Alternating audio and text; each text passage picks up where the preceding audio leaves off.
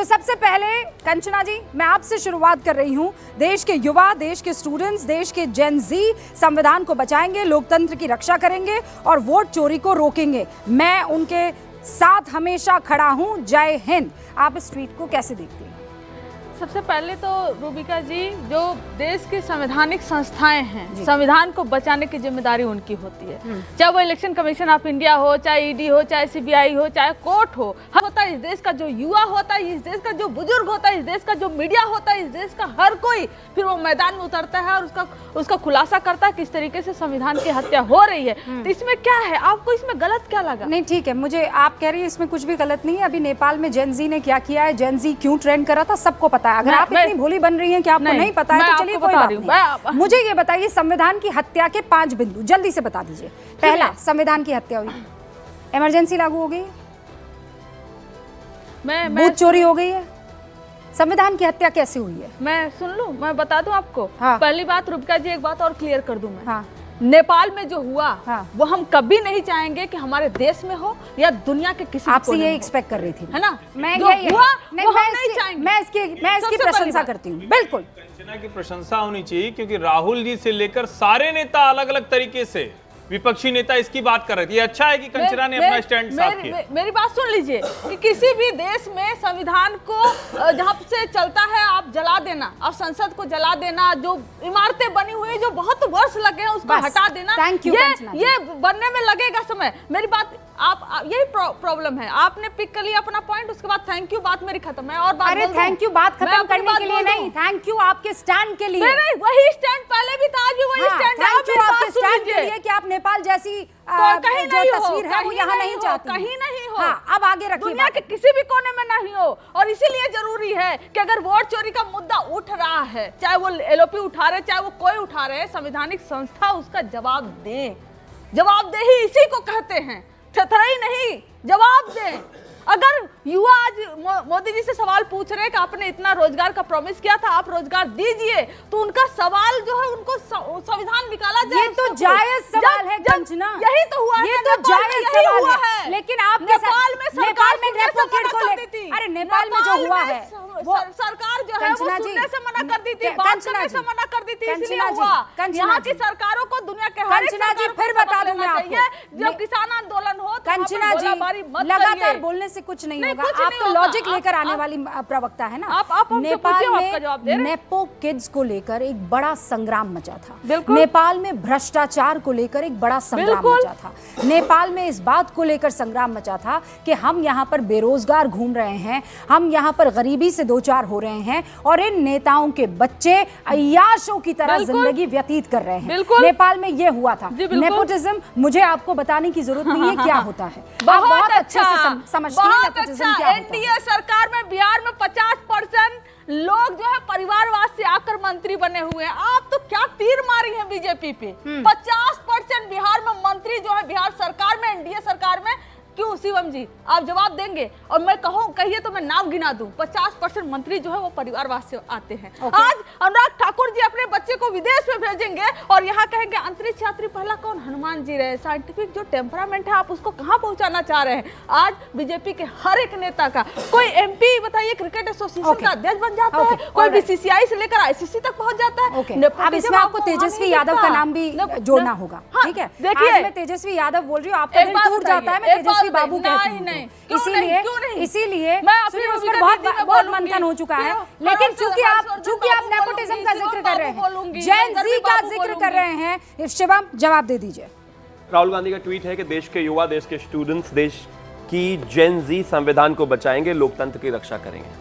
बहुत सारी और भी जनरेशंस हैं, इसके अलावा बेबी बूमर्स हैं, जेन एक्स हैं, जेन अल्फा हैं, उनके बारे में बात नहीं की, जेन जी के बारे में बात की, क्योंकि पूरी दुनिया में ये वर्ड इस समय चर्चा का विषय है। क्योंकि जेन जी, प्लीज लड़ना नहीं, तो अच्छा आज ही जेन जी याद आया है, आज ही जेन जी याद आया है, और तो कोई कैटेगरी होती ही नहीं युवाओं में। हम मिलेनियम्स का तो कोई जमाना ही नहीं है, हमारी तो कोई। प्लीज लड़ना नहीं, रूबिका जी मैं उनके बीच में बोला नहीं। पहला पॉइंट रखने दीजिए।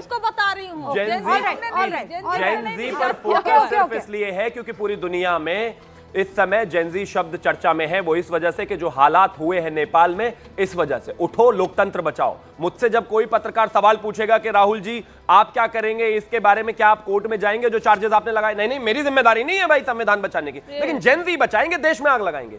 इस व्यक्ति ने इस देश में आज तक सिर्फ और सिर्फ आग लगाने की ही बात करी है, और सिर्फ इन्होंने नहीं, मैं तो कहता हूं इनकी पार्टी का आप इतिहास उठा लीजिए। सलमान खुर्शीद कह रहे हैं जो कुछ बांग्लादेश में हो रहा है वो यहां भी हो सकता है, लोगों को सतर्क रहना चाहिए।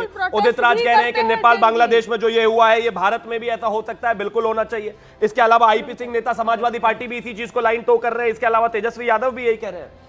नेपाल ज्यादा दूर नहीं है बिहार से, डरा नहीं रहा हूं, बस बता रहा हूं। हमें मत बताइए, हम क्या जानते हैं, हमें क्या वर्ल्ड मैप पता नहीं जो तेजस्वी जी बताने की कोशिश कर रहे हैं, हम जानते हैं। कंचना जी आज का मिशन लेकर आइए, आज का मिशन लेकर आइए। नेपो किड तेजस्वी यादव जी को कितना भी बचाइए, बचा नहीं पाएंगे, लेकिन बोलना दीजिए। और शिवम जी एक सेकंड रुकिए, मैं फिर आपसे कह रही हूँ, आपको अगर आपके लॉजिक स्ट्रांग है तो एक दूसरे को बीच में टोकने की जरूरत नहीं है।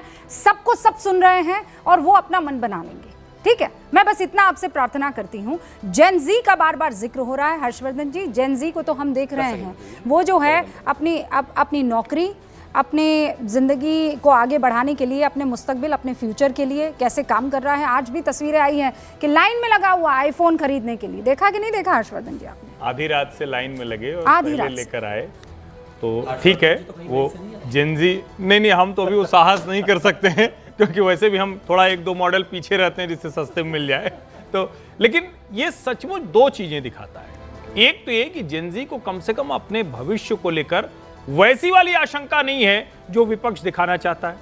दूसरा, राहुल गांधी जब ये कहते हैं कि उनके मुद्दे कहां हैं, तो जेनजी उनको भी जरा ठेंगा दिखा रहा है। और मैं एक बात बहुत स्पष्टता से कह दूं, दुनिया के अलग अलग देशों में अलग अलग तरीके से क्रांति होती है। भारत में क्रांति का सिर्फ एक तरीका है, और वो तरीका है वोटर कतार में लगता है, मतदाता मतदान केंद्र पर पहुंचता है और वहां जाकर वो क्रांति करता है।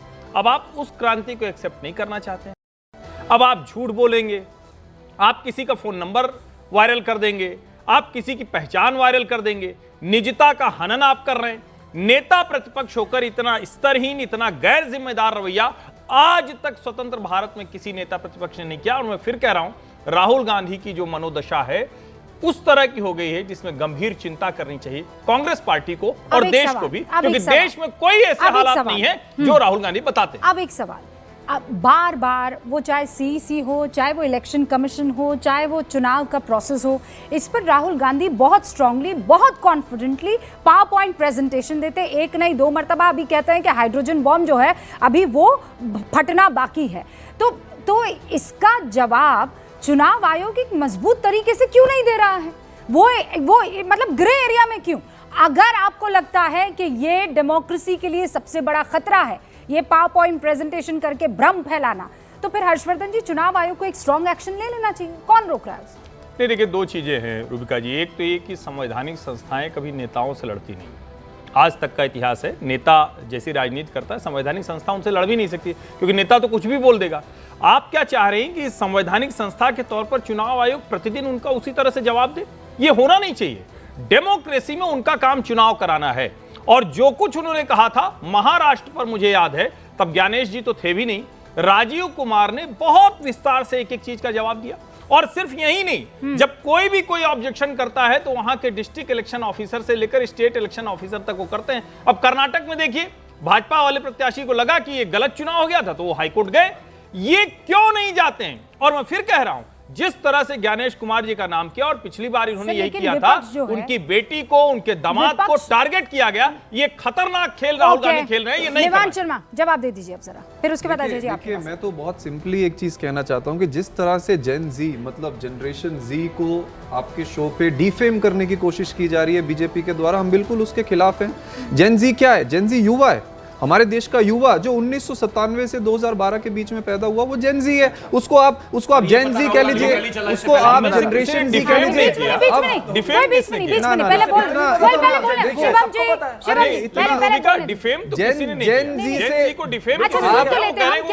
कैसे डिफेम किया? जेन जी से, जनरेशन जी से या युवाओं से इतना डरो मत आप। क्यों डरते हैं बीजेपी वाले? क्योंकि ये वही युवा हैं, वही जेन जी है जो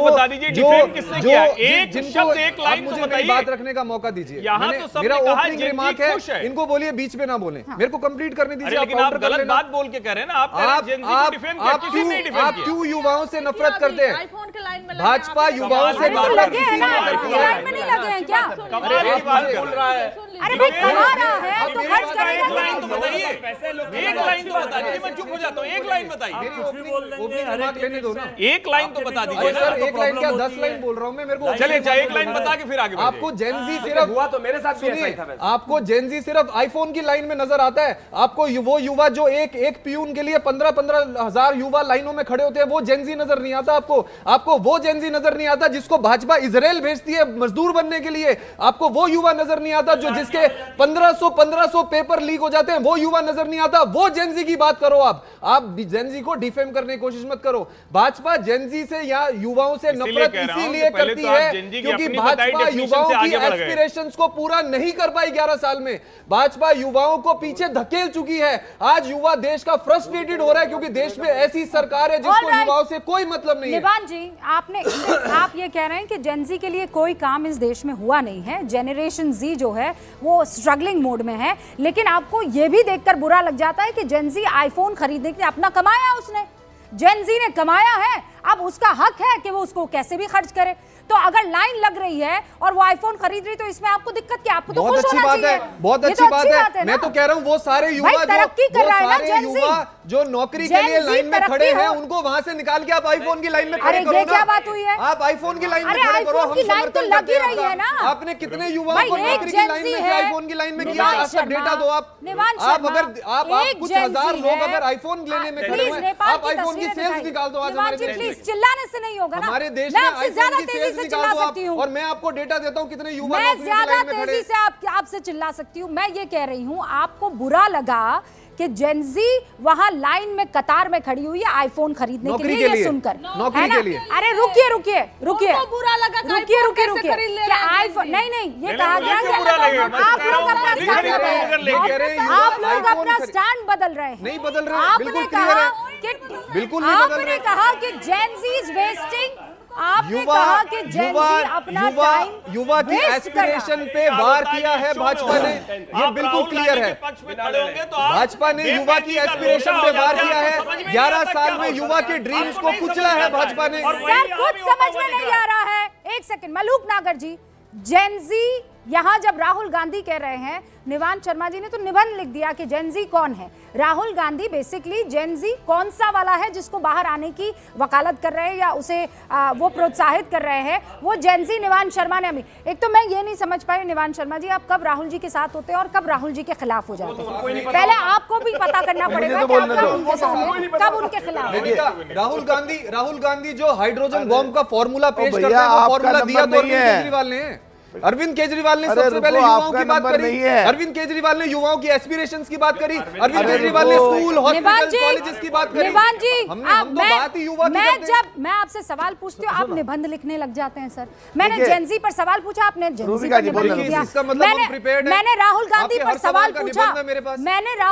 सवाल पूछा, आपने अरविंद केजरीवाल को यहाँ पर निबंध उस पर लिखना शुरू कर दिया। रुक जाइए ना प्रभु। देखिए, जो जेएनजी में जितने भी युवा नौजवान लोग हैं उनको एनडीए मोदी जी, हमारे जयंत चौधरी पूरा प्यार करते हैं, लगाव रखते हैं, उनके हितों का ध्यान रखते हैं, लेकिन उनकी आड़ में अपनी फेलियरिटी को, अपनी हार को नेपाल से जोड़ के अगर देश में उपद्रव कराने की कोशिश करोगे, देश के खिलाफ काम करने की कोशिश करोगे, तो वही जैन जी तुम्हें उखाड़ के इतना फेंक देंगे कि अब से भी बुरी हालत कर देंगे।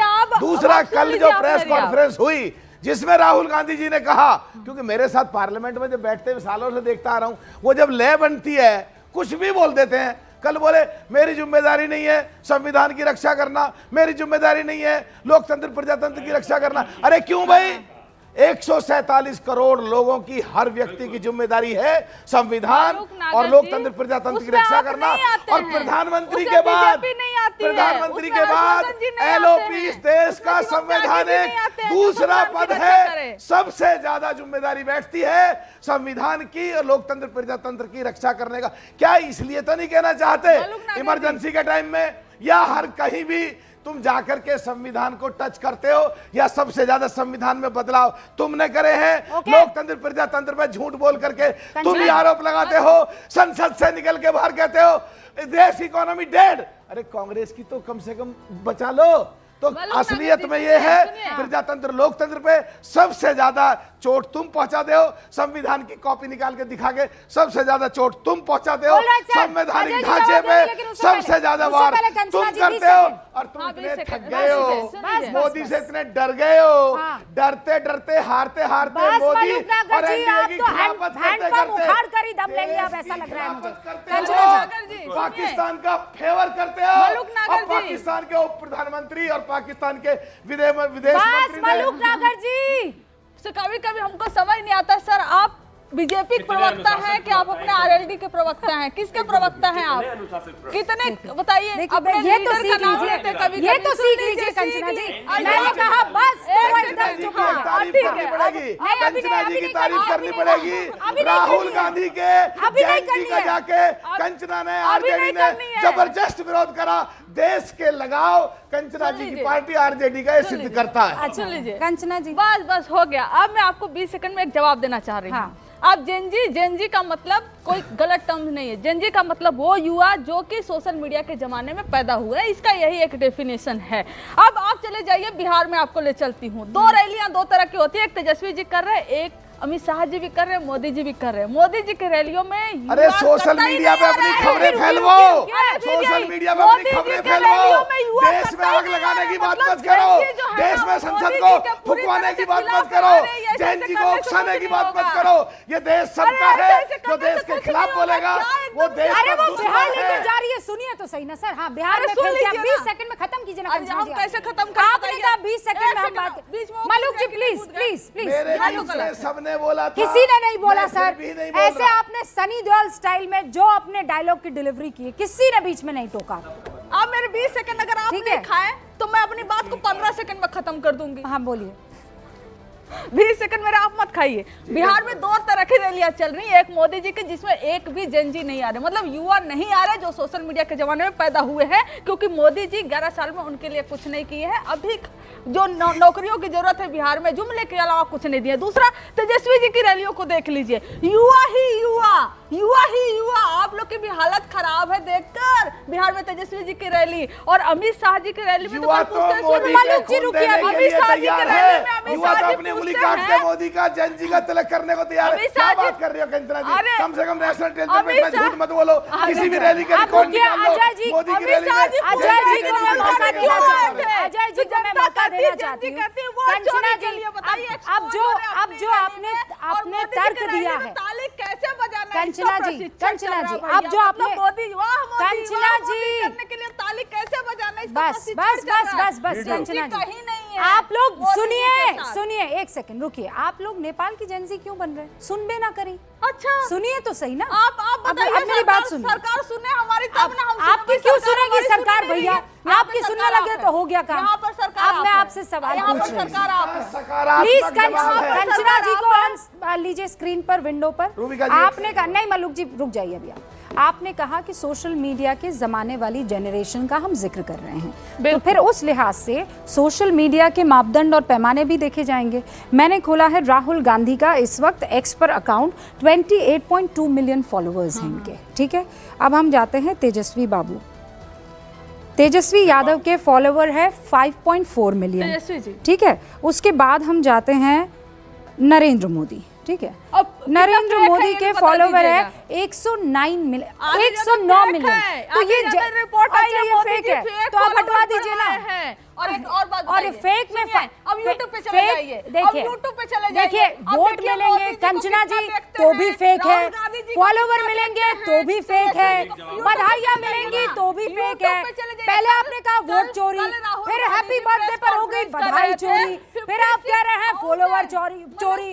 अरे भैया कब आप मानेंगे कि नहीं मानेंगे?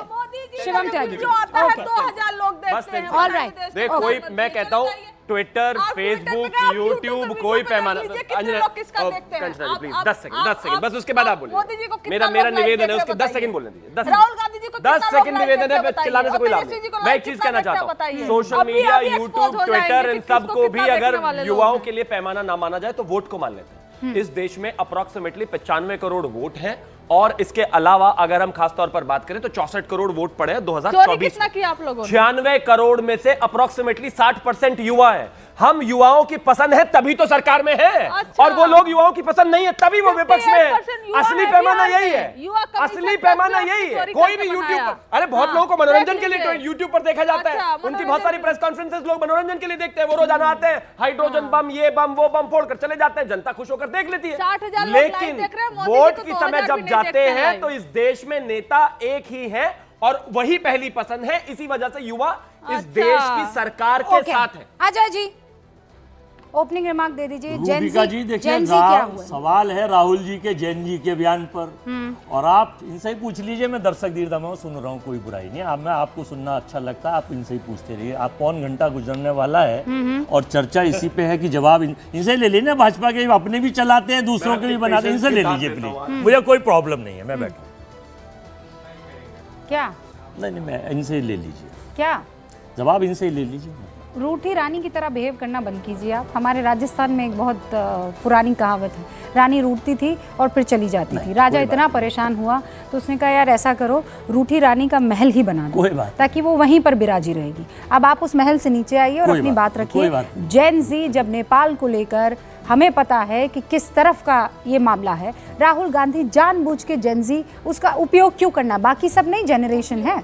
हाँ, बाकी जनरेशन नहीं है। रूबिका जी, जिस जैन जी के दम पर, जिस ब्यूटी के दम पर, जिस फेसबुक और ट्विटर और इसके दम पर 2014 में देश की सरकार में ये लोग आए, ये उन्हीं लोगों के, उन युवाओं के खिलाफ देश की सरकार के मुखिया भाजपा का पूरा तंत्र लगा हुआ है। ये युवा विरोधी, महिला विरोधी तो थे ही थे। 2 करोड़ नौकरी आपको देंगे, आज तक नहीं दी। ये युवा विरोधी सरकार है। और जैन जी को किस तरह से हिंदुस्तान के युवाओं को, बेरोजगारी युवाओं को जिनकी नौकरी इन्होंने छीन ली देने के स्थान पर, उनको बेइज्जत कर रहे हैं। जैन जी का सहारा लेकर ये पूरे देश ने देखा है। और मैं ये बताना चाहता हूं कि इस देश में इस तरह से सरकार नहीं चलेगी। इन्होंने कभी कहा ना युवाओं की पसंद थी, तो युवाओं की पसंद तो 70 साल, 65 साल, 60 साल हमने राज किया था, आपने तो अभी 11 साल ही किए। लेकिन 11 साल में प्लीज मैं मान रहा हूँ आपकी बात, आपके बीच में सहमति है। 11 साल में इनका गुब्बारा फट चुका है। देश को पता चल चुका है, युवा नौकरी मांगते हैं, लाठी बजवाते हैं, युवा नौकरी मांगते हैं। ये उनके पेपर लीक होने पर उन पर लठ फिलवाते हैं, खून निकालते हैं। सैकड़ों वीडियो हर स्टेट में है, इन खास करके भाजपा शासित प्रदेश जहां पर है। और इसके बाद ये बात करते हैं कि साहब राहुल गांधी ने देखिए चुनाव आयोग से सवाल पूछा। जी सवाल का जवाब सवाल नहीं होता, जवाब दिया है। सवाल जो है जवाब होता है। और मेरी ये अच्छा आप पूछ लीजिए क्या सवाल पूछना है, अभी जवाब देते हैं। मेरी ये समझ में नहीं आता कि हम चुनाव आयोग से कोई सवाल पूछते हैं तो भाजपा का देशलाई गैंग, इनके प्रवक्ता, इनके नेता, इनके मुखौटे चेहरे, इनकी शेल कंपनियां प्रेस कॉन्फ्रेंस करके ये प्रवक्ता बन जाते हैं उनके। अच्छा एक चीज तो बताइए अजय जी प्लीज। अच्छा राहुल जी ने कल कौन सी सीट के बारे में बात करी? एंकर पूछेंगे कौन सी सीट के बारे में बात करी राहुल जी ने कल? शिवम जी ऐसे नहीं, कौन सी सीट के बारे में बात के बारे में एंकर पूछ लेंगे। क्या पूछा है राहुल? पूछ लेंगे कि वहां पर कौन से विधायक थे 618? क्या पूछा है? प्लीज 618 प्रिंसिपल ना बने। नहीं 618 तो नहीं पूछा। क्या पूछा? 6018 ना बने भाई, प्रधानाचार्य क्या पूछा है राहुल जी? ये तो पूछ ही सकता हूं मैं, ये नहीं पूछ सकता। चलिए मैं जवाब दे दूंगा, पूछिए। तो फिर आप जवाब दे दीजिए। रूबिका जी मैं बोला नहीं और फिर मैं नहीं बोलने दूंगा तो प्रॉब्लम होगी। अजय जी मुझे बताइए कितना और बोलना है? नहीं मैं तो थोड़ा बोल के खत्म कर दूं। टाइमर ऑन कर देता हूं। आप मुझे समय बता दीजिए थोड़ा और कितना होता है? थोड़ा आपने जितना टाइम दिया मैं 1 मिनट बोलता हूं। जब तक शो खत्म हो जाए तब तक बोलना। देखिए चुनाव आयोग से जब ये पूछा गया, वो तो आपने रिपीट कर लेंगे, वो तो बोल दिया आपको, आगे बोलिए। उसका जवाब भाजपा के नेता क्यों देते हैं? इनको ये भी बोल दिया आपने, आगे बढ़िए। लोकतंत्र में भाजपा भी एक पार्टी है, कांग्रेस भी पार्टी है, आरजेडी भी पार्टी है। पार्टियों के साथ तो ये बेईमानी भाजपा के लोग करा रहे हैं, इन्हें भी सवाल पूछना चाहिए। ऑलराइट अजय जी, अब सुन लीजिए, आप रुकिए। पूरा सत्र आपने धो दिया पार्लियामेंट का ये कहकर कि इस पर बहस होनी चाहिए। किस पर बहस होनी चाहिए अजय जी? किस पर? पहले रुकिए, मैं आपने कहा रूबिका जी सवाल पूछेंगी, तो मुझे ये बताइए किस पर बहस करने के लिए आप लोग आमदा थे? बता रहा हूं आपको। नहीं अभी बताइए। बता रहा हूँ क्या? ये गूगल थोड़ी करना पड़ेगा। मकान नंबर 803 अरे मकान नंबर 830 महोबा में 4271 वोट एक मकान में है। जवाब मंगवा दीजिए। मेरे सवाल का मकान जवाब नंबर दीजिए। 996 में किस पर 243 वोट हैं। आप मकान मॉनसून नंबर सत्र में 997 से किस पर 185 बहस वोट करना हैं। चाहते थे?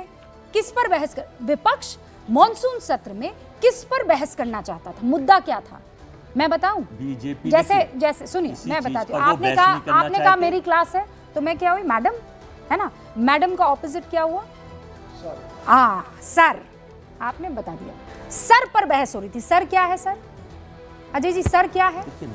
ये सर नहीं, सर क्या है? बिहार वाला SIR के हिसाब से तो सर क्या है? सुप्रीम कोर्ट के SIR क्या है? अरे SIR सुन लीजिए। SIR क्या है? डिबेट कौन चाह रहा था SIR पर? अगर पार्लियामेंट में बेवकूफी मत कीजिए, बेवकूफी मत कीजिए, बेवकूफी मत कीजिए, बेवकूफी मत कीजिए, बेवकूफी मत कीजिए। मैं कह रही हूँ इलेक्शन कमीशन नहीं है और LOP 15 करोड़ से ज्यादा वोटरों के होते हैं।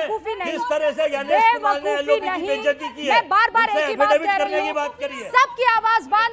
अभी अजय जी अगर पार्लियामेंट में आप SIR पर डिबेट चाह रहे थे तो डिबेट में जब आप सवाल पूछेंगे तो उसका जवाब पार्लियामेंट में देगा कौन देगा?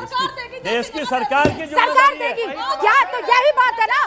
तो फिर अभी कह रहे थे अरे भाई क्यों नहीं दूंगी? संस्था है, संवैधानिक संस्था है, संवैधानिक संस्था है। मलूक जी मैं सबको 20-20 सेकंड का मौका दे देती हूँ अपनी बात। अरे आप मेरी एडिटर इन चीफ नहीं है, आप चुप हो जाइए, ठीक है? आप मेरी एडिटर इन चीफ नहीं है। और सुनिए, मैं कंचना यादव नहीं हूँ और आप तेजस्वी यादव नहीं है कि मैं आप जो बोले आंख बंद करके यकीन कर लो। I am not going to do this Kanchana ji. मैं SIR पर डिबेट करूंगी। आपको झूठ नहीं, आपकी बेवकूफी, आपका रायता जो आप फैला रहे हैं वो आपको मैं बता रही हूँ। छोटा सा बच्चा जो है ना कंचना जी, वो बेवकूफ आप नहीं है। आप जो बेवकूफी भरी बातें कर रही हैं ना, आप चले जाइए वहां पर। आप कहते हैं बीजेपी क्यों SIR पर चुनाव आयोग का पक्ष रख रही है? आप कहती हैं SIR पर क्यों बीजेपी चुनाव आयोग का पक्ष रख रही है? और फिर आप ही लोग पूरे मॉनसून सत्र में रोते हैं ये कहकर कि हमें SIR पर बहस करनी है। तो अगर बहस करनी है तो संसद में कौन जवाब देगा कंचना जी? जवाब तो बीजेपी को देना होगा ना। क्या हो गया आपकी अक्ल को? क्या हो गया? IQ कहाँ बेच खाई है आपने? कहाँ खाई है बेच आपने अपनी IQ? हम डिबेट करते हैं, कोई मैं गाली नहीं, मैं तर्क पर काट देती हूँ। मैं तर्क पर ही बात काट देती हूँ। मुझे गाली देने की जरूरत नहीं है। मजबूत औरत ना विक्टिम कार्ड खेलती है और ना गालियाँ देती है। ना मैं विक्टिम कार्ड खेलती हूँ कि मैं पिछड़ी हूँ, मैं महिला हूँ, मैं बेचारी हूँ, मैं गरीब हूँ। ये काम रूबिका लियाकत नहीं करती है। मैं मजबूत औरत हूँ और मैं मजबूत किरदार के साथ, मजबूत लॉजिक के साथ बात रखती हूँ। भै रोती नहीं हूँ हर चीज पर। भै करके आगे नहीं आ जाती हूँ और पीछे छुप जाती हूँ। किसके? कि मैं तो पिछड़ी जाति से हूँ, मैं तो महिला हूँ। आप फैक्ट्स रखिए और बात कीजिए। फिर तो मैं क्या करूँ? मैं माइनॉरिटी में पैदा हुई हूँ, मैं बेचारी माइनॉरिटी में पैदा हुई हूँ। ये काम मेरा नहीं है। मजबूत औरत हूँ। ये बेचार की मेरे साथ मत करना आप, ठीक है ना? ये सब हरकतें मेरे साथ नहीं चलेगी कंचना जी। मैंने भी कोई गाली नहीं दी है, मैं गाली नहीं देती हूँ, मैं तर्क देती हूँ, मैं तर्क देती हूँ कंचना यादव, मैं तर्क देती हूँ। ये फिर आ गई आप कार्ड लेकर। मैं बेचारी। अरे कब तक बेचारी बनेंगी? मुझे आप डिमीन कर रही हैं, मुझे डिमीन कर रही हैं। कौन कर रहा है आपको डिमीन? मुझे कुछ नहीं मिलेगा आपको डिमीन करके। मैं आपका पक्ष रखूंगी हर बार और आपको दोनों हाथों से ऊपर उठाऊंगी, ठीक है। एक मजबूत और सशक्त महिला हूँ और ये नहीं कहूंगी बस अब आगे नहीं जाऊंगी, मैं बात खत्म कर रही हूँ यहाँ पर, ये मेरा तरीका नहीं है। मलूक नागर जी, इकोसिस्टम, मेरे पास कोई इकोसिस्टम नहीं है। 17वीं लोकसभा के आखिरी 7 सत्र नहीं चलने दिए, 4वीं लोकसभा के पहले 4 सत्र नहीं चलने दिए, देश की गाड़ी कमाई का पैसा वेस्ट कर दिया। अगर देश की संसद में इनके सांसद कुछ बोले तो सरकार गंभीरता से ले, लेकिन इनके बोलने का बस की है नहीं, क्योंकि इनके पास मुद्दे हैं नहीं, क्योंकि ये झूठ बोल करके निवान जी जवाब दीजिए, गुमराह करके निवान जी जवाब दीजिए, करने का काम करते हैं। निवान जी जवाब दीजिए। देखिए मैं किसी के बीच में नहीं बोला, मुझे केवल 1 मिनट चाहिए, उसके बाद आप फिर शुरू कर सकते हैं। 20 मैं अभी रूपिका जी ने फैक्ट्स की बात करी और बहुत इंपॉर्टेंट बात है, देश के सामने, युवाओं के सामने फैक्ट्स आने चाहिए। मैं फैक्ट्स रख रहा हूँ। Unemployment rate in August 2025 5.1%, which is one of the highest in last few decades. उसके बाद LFPR रेट जो है वो 54.9% है, which is one of the highest ever. उसके बाद रूरल अनएम्प्लॉयमेंट जो है वो 4.3% है, वन ऑफ द हाईएस्ट। उसके बाद urban unemployment is 6.7%, one of the highest again. और क्यों युवाओं से इनको नफरत है?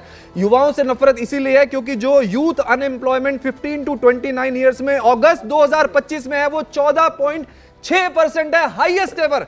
युवाओं को बेरोजगार कर दिया। और अभी ये मोदी जी की फैन फॉलोइंग किससे बता रहे थे? ट्विटर पर उनके 109 मिलियन फॉलोअर्स हैं। ये देखिए, ये मोदी जी का यूट्यूब चैनल है जिसपे 2.9 करोड़ सब्सक्राइबर्स है और जो उनकी वीडियोस डलती हैं उस पे कितने व्यूज आते हैं पता है? 3000, 4000, ये 7000।